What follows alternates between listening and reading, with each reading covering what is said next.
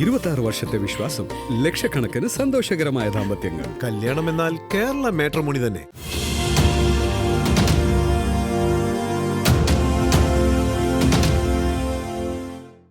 സംസ്ഥാനത്ത് മുട്ടവില വർദ്ധിക്കുന്നു എന്നുള്ള വാർത്തകൾ കഴിഞ്ഞ ദിവസങ്ങളിലെല്ലാം വന്നുകൊണ്ടിരിക്കുകയാണ്. അതോടൊപ്പം തന്നെ ഹോൾസെയിൽ കടകളിലും മുട്ടവിലയ്ക്ക് വലിയ ഒരു വിലക്കൂടുതൽ ഉണ്ടായിട്ടുണ്ട് എന്നുള്ളത് ഇപ്പോൾ വ്യക്തമാവുകയാണ്. തിരുവനന്തപുരത്ത് മുട്ട വ്യാപാരം നടക്കുന്ന ഒരു ഹോൾസെയിൽ കടയിലാണ് ഞാനിപ്പോൾ. ഇവിടുത്തെ സാഹചര്യം എന്ന് പറയുന്നത് ഇപ്പോൾ 7 രൂപയ്ക്ക് മുകളിൽ തന്നെയാണ് ഹോൾസെയിൽ വില. അതോടൊപ്പം ചില്ലറ കടകളിൽ അത് 8 രൂപയിൽ മുകളിലേക്ക് കഴിഞ്ഞിരിക്കുകയാണ്, വില കൂടിയിരിക്കുകയാണ്. ഏതായാലും ഇവിടുത്തെ സാഹചര്യം എന്താണ്, ഇപ്പോൾ എങ്ങനെയാണ് വില ഇതിൻ്റെ? ഹോൾസെയിൽ വില 7.20. നമ്മളിവിടെ റീറ്റെയിൽ വയ്ക്കുന്ന 7.50.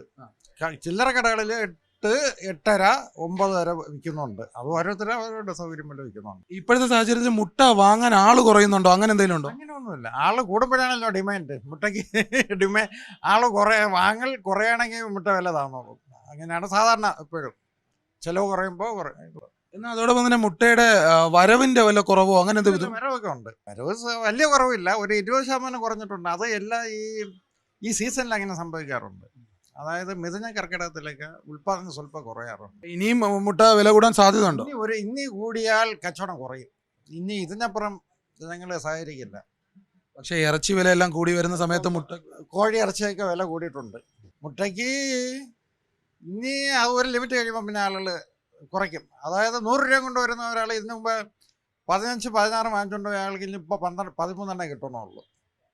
അപ്പോൾ അതിൽ തന്നെ ഏതാണ്ട് 40% കുറയാണ്. ഏതായാലും മുട്ട വില ഇനിയും വർദ്ധിച്ചാൽ പോലും ആളുകൾ വാങ്ങും. പക്ഷേ ഒരു പരിധി വിട്ടാൽ അതൊരു പ്രശ്നത്തിലേക്ക് കടക്കും എന്നുള്ള സൂചനകളാണ് ഇപ്പോൾ പറയുന്നത്. തിരുവനന്തപുരത്തെ ചാല മാർക്കറ്റിൽ നിന്നും വിഷ്ണു കരുണാകരൻ, സി മലയാളം ന്യൂസ്. ഏറ്റവും പുതിയ വാർത്തകളും വിശേഷങ്ങളും വിരൽത്തുമ്പിലറിയാൻ സി മലയാളം ന്യൂസ് എല്ലാ ഡിജിറ്റൽ പ്ലാറ്റ്ഫോമുകളിലും ലഭ്യം.